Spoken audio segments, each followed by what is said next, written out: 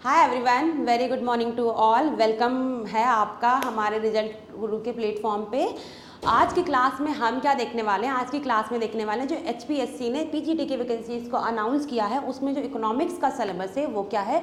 Almost सारी आपकी vacancies को अनाउंस किया गया, ऑलमोस्ट सारे सब्जेक्ट की वैकेंसीज को अनाउंस किया गया। जैसे आपकी हिस्ट्री की वैकेंसीज आई हैं, ज्योग्राफी की हैं, पॉलिटिकल साइंस की, केमिस्ट्री की हैं, बायोलॉजी की हैं या फिर आपकी फिजिक्स की, सबकी वैकेंसीज ऑलमोस्ट सारे सब्जेक्ट की वैकेंसीज अनाउंस की गई हैं। एचपीएससी ने पिछले साल में वैकेंसीज अनाउंस की थी और ये दोबारा से वैकेंसीज आ गई हैं आपकी पीजीटी के लिए।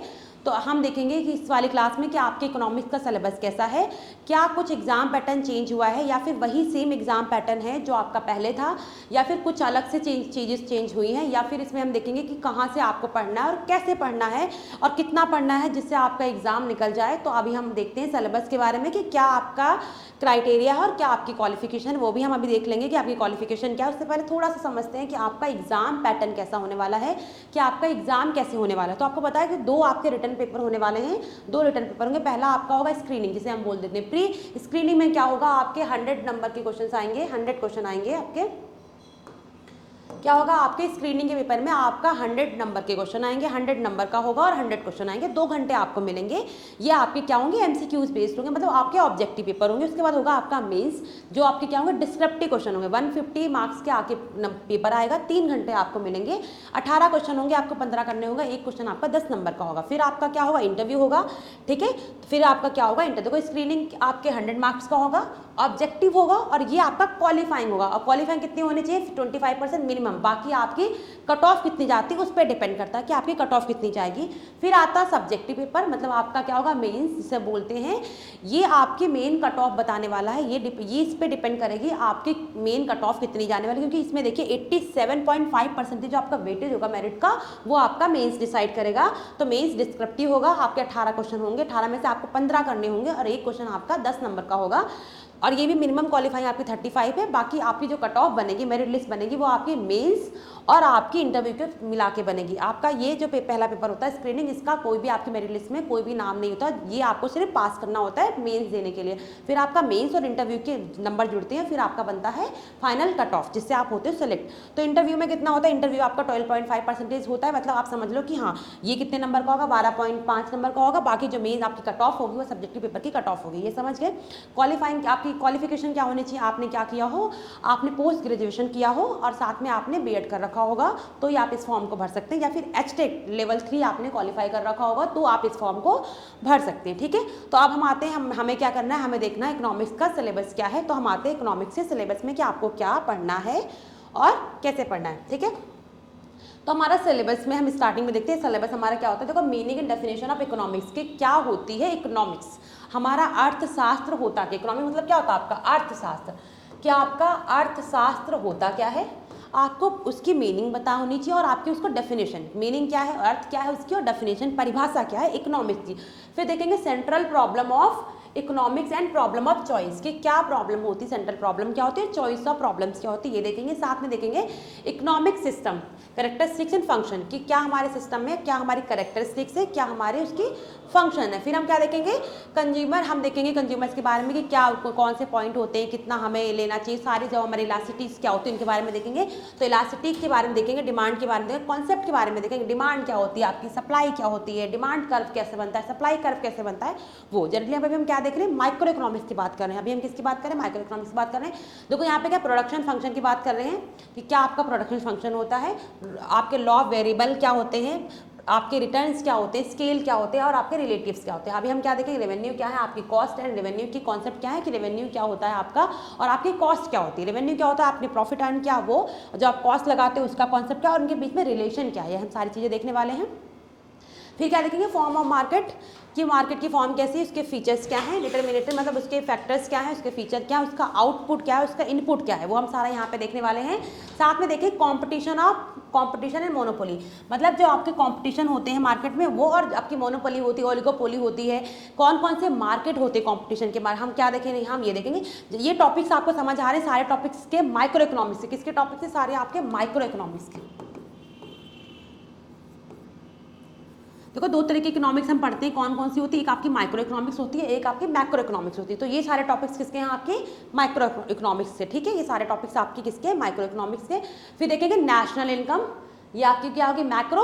नेशनल इनकम क्या होती है, जीडीपी क्या होती है, कैसे हम कैलकुलेट करते हैं नेशनल इनकम को, कौन कौन से फैक्टर होते हैं जो हम नेशनल इनकम को कैलकुलेट करते हैं, वो हम सारी चीज़ देखेंगे। तो कॉन्सेप्ट क्या होता है, देयर इंटर रिलेशन कैसे होते हैं, circular flow of national income कैसी होती है, जीएनपी और वेलफेयर, मतलब जीएनपी क्या होती है ग्रॉस नेशनल प्रोडक्ट, जीएनपी कैसे निकालते हैं, जीडीपी कैसे, पहले तो हम पढ़ेंगे जीडीपी कैसे निकालेंगे, जीडीपी निकलेगी तो ही तो एनएनपी निकलेगी, तो जीडीपी पढ़ना है आपको, एनएनपी पढ़ना है, एनडीपी पढ़ना है, नेशनल इनकम के बारे में पढ़ना है, कौन कौन से फैक्टर इंपॉर्टेंट भूमिका निभाते हैं आपकी नेशनल इनकम के लिए, वो हमें सारी चीज़ पढ़नी। फिर आते हैं देखो मनी पे, पैसा क्या होता है, मनी क्या है वो देखेंगे, मीनिंग क्या होती है मनी की, पैसा क्या होता है, उसके फंक्शंस क्या हैं वो देखेंगे। फिर हम देखेंगे सप्लाई ऑफ मनी, कैसे सप्लाई होती है मनी की, कॉमर्शियल बैंक कौन सी है हमारी, और आपकी सेंट्रल बैंक कौन सी है, मतलब हम देखेंगे कॉमर्शियल बैंक कौन सी होती है, सेंट्रल बैंक कौन सी होती है, आरबीआई के बारे में पढ़ेंगे, एसबीआई के बारे में पढ़ेंगे, साथ में हम पढ़ेंगे जो भी आपकी प्राइवेट बैंक है, आईसीआईसीआई बैंक, एचडीएफसी बैंक, हम सब कुछ पढ़ेंगे। मतलब आपको पढ़ना है कॉमर्शियल बैंक और सेंट्रल बैंक में क्या डिफरेंस होते हैं और कौन कौन सी ये बैंक्स होती है, वो हम पढ़ेंगे। साथ में देखो क्या पढ़ना है, गवर्नमेंट बजट के बारे में पढ़ना है कि बजट, इस बार आपका बजट आ गया है, इंटरिम बजट आया इस बार, क्योंकि इस बार आपके इलेक्शंस थे तो बजट आपका फैब में नहीं, कब आया, जुलाई में आया है, तो बजट क्या होता है वो पढ़ना है, बजट की मीनिंग्स पढ़नी है, बजट होता क्या है, ऑब्जेक्टिव क्या है बजट का, बजट का डेफिसिट, जो हमारा बजट दो तरह के बजट होते हैं, तो बजट सरप्लस में जाएगा, बजट आपका डेफिसिट में जाएगा। तो क्या होता है बजट डेफिसिट, क्योंकि इंडिया का बजट ऑलमोस्ट कब जाता है, किस में जाता है, डेफिसिट में जाता है, कभी सरप्लस में गया ही नहीं है। तो बजट होता क्या है कि इंडिया बजट क्या होता है कि आपको कितनी कमाई हुई है और आप कितना खत्म कर रहे हो, मतलब गवर्नमेंट का कितना एक्सपेंडिचर है और गवर्नमेंट को कितनी रिसीट मिली है, वो हम क्या कहाँ देखते हैं, बजट में देखते हैं। फिर हम देखेंगे meaning and determination of economic development की क्या होती है मीनिंग, क्या डिटर्मिनेशन होता है इकोनॉमिक डेवलपमेंट के लिए। साथ में देखेंगे अंडर डेवलप्ड कंट्रीज कौन सी होती है और डेवलप्ड कंट्रीज कौन सी होती है, जैसे हमारी इंडिया क्या है डेवलपिंग कंट्री है, ठीक है, तो ऐसे देखेंगे अंडर डेवलप कंट्रीज कौन सी होती हैं, डेवलप कंट्रीज कौन सी होती हैं, डेवलपिंग कंट्रीज कौन सी होती है, वो सबके बारे में यहाँ पढ़ने वाले हैं। साथ में देखेंगे balance of payment, balance of payment क्या देखते हैं कि आपने कितना ट्रेड किया है इंटरनेशनली, आपने ट्रेड कितना किया, मतलब आपने इंपोर्ट कितना किया और आपने एक्सपोर्ट कितना किया, वो हम कहाँ देखेंगे बैलेंस ऑफ पेमेंट में देखेंगे, उसकी मीनिंग देखेंगे, उसके कंपोनेंट देखेंगे, ठीक है। बैलेंस ऑफ पेमेंट में कौन कौन से कंपोनेंट आते हैं, आपकी सर्विसेज आती हैं, गुड्स आते हैं, सर्विसेज आती हैं, ट्रांसफर पेमेंट आता है, ये सारी चीज़ें हम कहाँ देखेंगे बैलेंस ऑफ पेमेंट में, ठीक है। अगले क्वेश्चन में है problems of the Indian economy, क्या इंडियन इकोनॉमी की प्रॉब्लम है। तो पहले प्रॉब्लम क्या है, पॉवर्टी है इंडियन इकोनॉमी में। हमने देखा कि इंडिया में बहुत ज़्यादा गरीबी है, क्योंकि पॉपुलेशन बहुत ज़्यादा है, उतने ज़्यादा रिसोर्सेज नहीं है इंडिया में, तो पॉवर्टी बहुत ज़्यादा है। तो देखेंगे पॉवर्टी की कौन कौन सी कमिटीज़ बनी है वो भी देखेंगे, और पॉवर्टी को हम कैसे मेजर्स करते हैं हम वो भी देखेंगे, कौन कौन से फैक्टर इंपॉर्टेंट रोल प्ले करते हैं पॉवर्टी में वो भी हम देखेंगे, ठीक है। फिर हम देखेंगे अनएम्प्लॉयमेंट क्या होता है, बेरोजगारी क्या है, जैसे अभी इंडिया में अनएम्प्लॉयमेंट बहुत बड़ा हो, क्योंकि स्किल्स लोग इंडिया में मतलब हैं पर उन्हें क्या मिल रहा है, रोजगार नहीं मिल रहा है। तो ये क्या है, हम देखेंगे एग्रीकल्चर में कौन सा अनएम्प्लॉयमेंट होता है, किस किस टाइप के अनएम्प्लॉयमेंट होते हैं, सीजनल अनएम्प्लॉयमेंट होता है, डिस्कस अनएम्प्लॉयमेंट होता है, तो हम सब कुछ पढ़ने वाले अनएम्प्लॉयमेंट का। साथ में देखेंगे इनइक्वालिटी, इंडिया में क्या है, जो अमीर है वो बहुत अमीर है, जो गरीब है बहुत गरीब। जैसे आपकी देख लो अंबानी अडानी जी बहुत अमीर हैं, और जैसे दुनिया इंडिया में क्या है, जो अमीर है वो बहुत अमीर है, जो गरीब है बहुत गरीब है। तो इंडिया में क्या इनइक्वालिटी बहुत है। तो हमें यहाँ पे क्या पढ़ना है, हमें पढ़ना है पॉवर्टी के बारे में, अनएम्प्लॉयमेंट के बारे में और इनइक्वालिटी के बारे में। फिर हम देखेंगे देखो इकोनॉमिक प्लानिंग इन इंडिया कि कितनी हमारी इकोनॉमिक प्लानिंग है, अभी तक टोटल कितनी प्लानिंग कमीशन आई थी इंडिया में, प्लानिंग कितनी आई है हमारी 12 आ चुकी हैं। तो उसके ऑब्जेक्टिव क्या थे आने के, अचीवमेंट क्या कुछ हमें अचीवमेंट मिले हैं, और बाद में देखेंगे उसकी कुछ प्रॉब्लम क्या थी, शॉर्ट कमिंग्स क्या रह गई थी जिसकी वजह से वो अनसक्सेसफुल हुई या सक्सेसफुल हुई, वो भी देखेंगे, उनके रीजन देखेंगे। और हम देखेंगे 12 में कितनी आई है प्लानिंग कमीशन, प्लान आई है आपकी 12 हैं, तो 12 के बारे में हम पढ़ेंगे कि जो भी हमारे इकोनॉमिक प्लान आए टोटल कितने आए, 12 आए हैं। तो हम 12 के बारे में बहुत डिटेल में पढ़ने वाले हैं कि 12 कौन कौन सी आई है, ठीक है।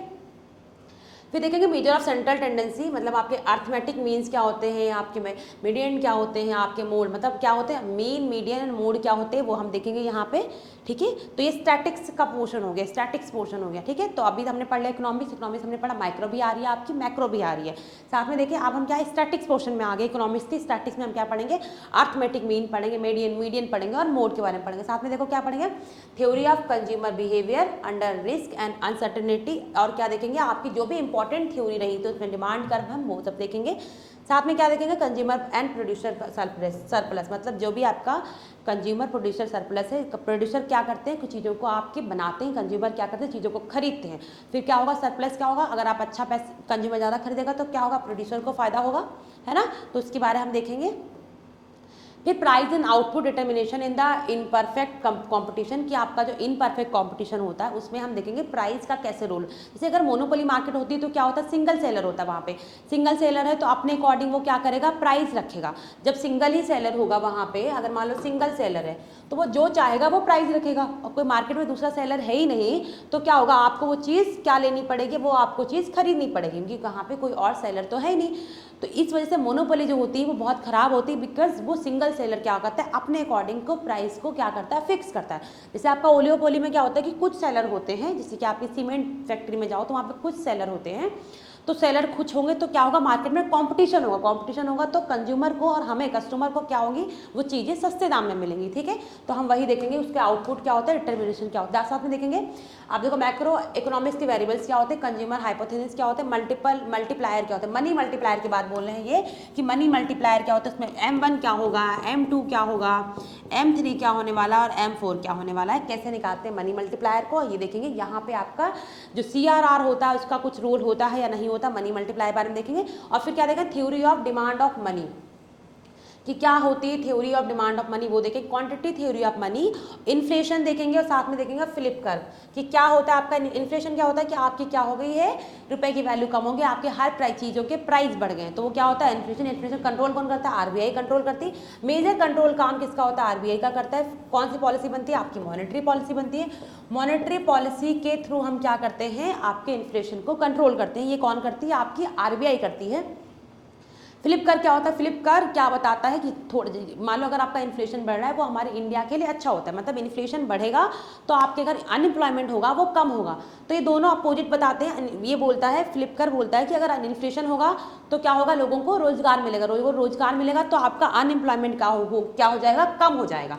बट एक क्राइटेरिया होता है कि आपको इससे ज़्यादा आपका इन्फ्लेशन नहीं होना चाहिए, इन्फ्लेशन इतना नहीं होना चाहिए कि चीज़ें बहुत महंगी हो जाएं। जैसे कि आपका क्या है, पाकिस्तान में इन्फ्लेशन बहुत ज़्यादा चल रहा है इस टाइम पे, वहाँ पे एक चीज़ खरीदना बहुत महंगी है, तो इन्फ्लेशन की एक रेट होती है कि आपको इतना ही इन्फ्लेशन रखना है। जैसे इंडिया में एक रेट तय किया गया, क्या किया गया, 2+ क्या किया गया इंडिया में इन्फ्लेशन का 2+4, मतलब मिनिमम 2 से कम नहीं होना चाहिए इन्फ्लेशन, और मैक्सिमम 6 से ज़्यादा नहीं होना चाहिए। बट अभी इन्फ्लेशन हमारे इंडिया में 6 से ऊपर है, ठीक है। और ये कंट्रोल कौन करती है, आपकी RBI कंट्रोल करती है, मॉनेटरी पॉलिसी के थ्रू करती है, ये आपको याद रखना है। कंट्रोल कौन करती है, आपकी RBI मॉनेटरी पॉलिसी के थ्रू। साथ में भी फ्लिप कर में बोला है, इन्फ्लेशन होगा तो आपका अनएम्प्लॉयमेंट होगा वो उतना ही कम होगा, ठीक है। आप देखते हो objective and tools of monetary policy in physical, मैंने बोला ना मॉनेटरी पॉलिसी कौन बनाता है, आप क्या RBI बनाती है, और फिजिकल पॉलिसी कौन बनाती है, आपकी गवर्नमेंट बनाती है, याद रखना। फिजिकल पॉलिसी कौन बनाता है, आपकी गवर्नमेंट बनाती है, मॉनेटरी पॉलिसी बनाती है आपकी RBI। मॉनेटरी पॉलिसी बेसिक उसका काम ही इसलिए होता है कि वो क्या कर सके, आपके इन्फ्लेशन को कंट्रोल कर सके। फिजिकल पॉलिसी भी इसीलिए होती है कि क्या कर सके, वो मतलब कंट्रोल करे आपको, गवर्नमेंट के साइड से भी होता है कि इन्फ्लेशन कंट्रोल पर। गवर्नमेंट का एक और भी काम होता है, वो क्या होता है, वेलफेयर ऑफ स्टेट। तो वो किस पे काम करती है, वेलफेयर ऑफ स्टेट पे काम करती है, कि उसका मेन काम क्या होता है, वेलफेयर ऑफ स्टेट पे। तो यहाँ पे फिजिकल पॉलिसी गवर्नमेंट बनाती है और मॉनेटरी पॉलिसी बनाती है आपकी RBI, अब आपको याद रखना है। फिर देखो क्या, terms of trade, free trade and production. क्या होता है कि आप जो ट्रेड करते हो एक कंट्री से दूसरी कंट्री में, या फिर इंटर स्टेट करते हो, मान लो मैं महाराष्ट्र की हूँ, महाराष्ट्र से मुझे दिल्ली ट्रेड करना है, तो ट्रेड जो हम कर रहे हैं वो कैसे कर रहे हैं, फ्री ट्रेड कर रहे हैं, या फिर हमें कोई टैरिफ दे रहे हैं। टैरिफ होता है ना, जब भी एक कंट्री दूसरी कंट्री में ट्रेड करते हो तो आपको टैरिफ देना होता है, टैरिफ दे रहे हो या नहीं दे रहे हो, या फिर उसके लिए आप क्या एंटी टैरिफ डंपिंग तो नहीं हो रहा, तो हम एंटी डंपिंग क्या लगाते हैं, प्रोडक्शन लगा देते हैं, तो उसके बारे में पढ़ेंगे। थ्योरीज ऑफ ट्रेड, हम क्या देखेंगे, जो भी थ्योरी है ट्रेड की उनके बारे में पढ़ेंगे। जैसे आपकी कंपैरेटिव थ्योरी हो गई, अपॉर्चुनिटी कॉस्ट हो गई, हम सारी क्या पढ़ेंगे, थ्योरीज पढ़ेंगे। फिर देखो फॉरेन डायरेक्ट इन्वेस्टमेंट, FDI क्या होती है, FDI की कंडीशंस क्या होती है। FDI में क्या होता है, मिनिमम आपने 10% इन्वेस्टमेंट कर दिया किसी कंपनी में तो आपने FDI कर ली। तो फॉरेन डायरेक्ट इन्वेस्टमेंट होता क्या है वो पढ़ेंगे, FDI के बारे में, कैसे इन्वेस्ट कर सकते हैं FDI में वो देखेंगे, क्या क्राइटेरिया होता है वो देखेंगे। साथ में WTO वर्ल्ड ट्रेड ऑर्गेनाइजेशन क्या है, वर्ल्ड बैंक क्या है, IMF क्या है, और आपका तीनों के बारे में पढ़ना है। किसके बारे में पढ़ना है, ये क्या है, इंटरनेशनल ऑर्गेनाइजेशन आपकी, वर्ल्ड ट्रेड मतलब वर्ल्ड ट्रेड ऑर्गेनाइजेशन के बारे में पढ़ना है आपका। साथ में क्या करना है आपका, वर्ल्ड बैंक के बारे में पढ़ना है और आपको पढ़ना है इंटरनेशनल मॉनेटरी फंड के बारे में। डेमोक्रेसी क्या होती है? डेमोक्रेसी डिविडेंड इन इंडिया, मतलब इसका मतलब होता है कि आप में कितने युवा लोग काम करते हैं। इसका मतलब 15 से लगा के 59 साल की एज को हम क्या बोलते हैं? डेमोक्रेटिक डिविडेंस। तो इंडिया में डेमोक्रेसी डिविडेंस बहुत ज़्यादा है, जो कि चाइना में और आपका जापान में बहुत कम है। जापान में मैक्सिमम लोग बूढ़े हो गए हैं, बट इंडिया में क्या है? यूथ पॉपुलेशन बहुत ज़्यादा है। इंडिया में क्या है? आपकी यूथ पॉपुलेशन बहुत ज़्यादा है। क्या है? यूथ पॉपुलेशन आपकी इंडिया में आपकी बहुत ज़्यादा है। तो डेमोक्रेसी डिविडेंड्स क्या हो गया आपका? 15 से लगा के 59 साल के जो एज के बच्चे होते हैं उन्हें हम क्या बोलते हैं? डिविडेंड बोलते हैं। और इंडिया में जो डिविडेंड है वो बहुत ज़्यादा है। इंडिया में यूथ पॉपुलेशन बहुत ज़्यादा है। ये अच्छी बात भी है, क्योंकि जितना यूथ होगा उतना हमारे लिए काम करेगा, उसकी स्किल्स हम डेवलपमेंट कर पाएंगे, यूज़ कर पाएंगे, हमारे लिए उतना ही वो काम आएगा। फिर देखो क्या लिखा है? मेजरमेंट ऑफ डेवलपमेंट कि कैसे मेजर्स करते हैं, ये क्या है? HID, यह है human development index. Human development index क्या होता है? आपकी पॉवर्टी इंडेक्स क्या होते हैं? आपके लेबर इंडेक्स क्या होते हैं? मैं सारे इंडेक्सेस पढ़ने हैं। ये क्या हो, इसका फुल फॉर्म क्या हो गया? Human development index. क्या हो गया आपका? Human development index. ये क्या होता है? इसमें पॉवर्टी, इसके बाद concept and measurement of poverty and inequality है कि क्या आपके कॉन्सेप्ट होते हैं, कैसे हम करते। UNDP की मल्टी डायमेंशनल पॉवर्टी इंडेक्स आता है, वो हमें देखना है कि हम कैसे किस कॉन्सेप्ट से मेजर करते हैं कि इंडिया में पॉवर्टी कितनी। तो अभी तक आपकी 5 से 6 कमेटीज़ आ चुकी हैं। तेंदुलकर कमेटी आई है, अकलहारा लकड़हारा कमेटी आई है। तो हम देखेंगे कि कैसे हम पॉवर्टी को मेजर्स करते हैं, कौन कौन से आपकी पॉवर्टी मेजर करने के तरीके होते हैं, और कौन को क्या उसका कॉन्सेप्ट होता है, और क्या हम इनइक्वालिटी को कैसे मेजर करते हैं, वो हमें सारा यहाँ पे देखना है। साथ में क्या देखना है? देखो, function relationship in the economics and use of graphs, measure of dispersion, correlation and the index number. मतलब हमें क्या करना है? जो भी फंक्शन है उनको हम ग्राफ के थ्रू समझेंगे कि क्या क्या आपके फंक्शन है। मतलब देखेंगे अगर डिमांड सप्लाई में क्या रिलेशन है, उनके फंक्शन, मतलब हमें क्या करना है? हमें थ्रू ग्राफ समझनी है यहाँ पे आपकी इकोनॉमिक्स को। ठीक है। फिर क्या है? Current industrial policies and agriculture policies, green revolution and the food security. क्या पढ़ना है आपको? ये पढ़ना है कि एग्रीकल्चर पॉलिसीज कौन सी आई हैं, ग्रीन रिवोल्यूशन हमारा आया था तो उससे हमें इंडिया को क्या क्या बेनिफिट मिला, हमें वो देखना है। तो यहाँ पे और आपकी फूड सिक्योरिटी, जो आपका नेशनल फूड सिक्योरिटी कैसे हम BPL कार्ड के थ्रू लोगों को मतलब क्या दे रहे हैं, अनाज दे रहे हैं, तो वो सब देखेंगे फूड सिक्योरिटी के अंदर। साथ में देखेंगे देखो ISLM मॉडल, एक मॉडल है जिसमें बारे में पढ़ेंगे हम। क्या करेंगे? मॉनेटरी एंड फिजिकल पॉलिसी के बारे में कि क्या इन दोनों के बीच में रिलेशन है। मतलब आपके लिए मॉनेटरी, आपका इन्फ्लेशन जब आप पढ़ोगे ना तो एक साथ आप क्या पढ़ते हैं? मॉनेटरी पॉलिसी और फिजिकल पॉलिसी। वहीं पे आपको सब डिटेल में पढ़ना है कि मॉनेटरी पॉलिसी और फिजिकल पॉलिसी में क्या रिलेशन होता है, एक ही जगह पे। तो आप एक ही जगह पे एक पूरे टॉपिक को एक ही जगह पे खत्म कर लेना। ठीक है। ये होती पोस्ट कीन की थ्योरी। क्या कीन की थ्योरी क्या होती है? यहाँ पे 1977 में क्या हुआ था? बहुत ज़्यादा डिप्रेशन आया था आपकी इकोनॉमी में। उसके बाद आपकी कीन की थ्योरी आई। तो कीन में हम देखते हैं इनकम क्या होता है, उसका आउटपुट क्या होता है। मेंडल की थ्योरी क्या है? ये कुछ थ्योरीज है। ये किसकी थ्योरी? इकोनॉमिक्स की थ्योरी है जो आपको पढ़नी है। ठीक है। फिर देखेंगे ट्रेड साइकिल थ्योरी क्या है, काउंटर साइकिल पॉलिसीज क्या होती हैं। देखो काउंटर साइकिल पॉलिसी क्या होती है? वो दो तरीके की पॉलिसी होती है। अगर आपका इन्फ्लेशन बढ़ गया तो RBI का काम क्या होता है? इन्फ्लेशन को रोकना।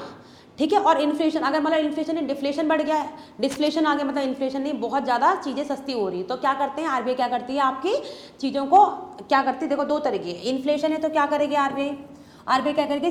CR रेट जो होते हैं ना, CRR रेट को, RR रेट को, CR रेट को क्या कर देती है? बढ़ा देती है, ताकि क्या करें? लोग लोन कम लें। लोग लोन कम लेंगे तो पैसा मार्केट में कम रहेगा। बट अगर मान लो इन्फ्लेशन है तो क्या करती है? वो क्या करेगी? लोन को और सस्ता कर देगी। तो ये काउंटर साइकिल क्या होती है? जब आपका इन्फ्लेशन नहीं मार्केट में तो क्या करती है? वो काउंटर साइकिल लाती है।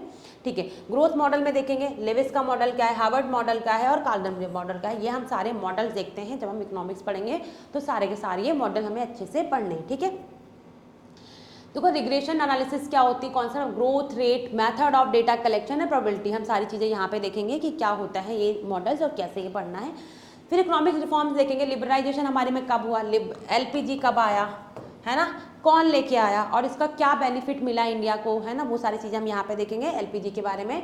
साथ में देखेंगे थ्योरी ऑफ इंटरनेशनल ट्रेड कि क्या क्या थ्योरी है इंटरनेशनल ट्रेड की, कैसे हम इंटरनेशनल ट्रेड करते हैं इकोनॉमिक्स में, कौन कौन सी थ्योरी आती है, कौन कौन से ऑर्गेनाइजेशन इंपॉर्टेंट रोल प्ले करते हैं, हम सारा यहाँ पे देखने वाले हैं।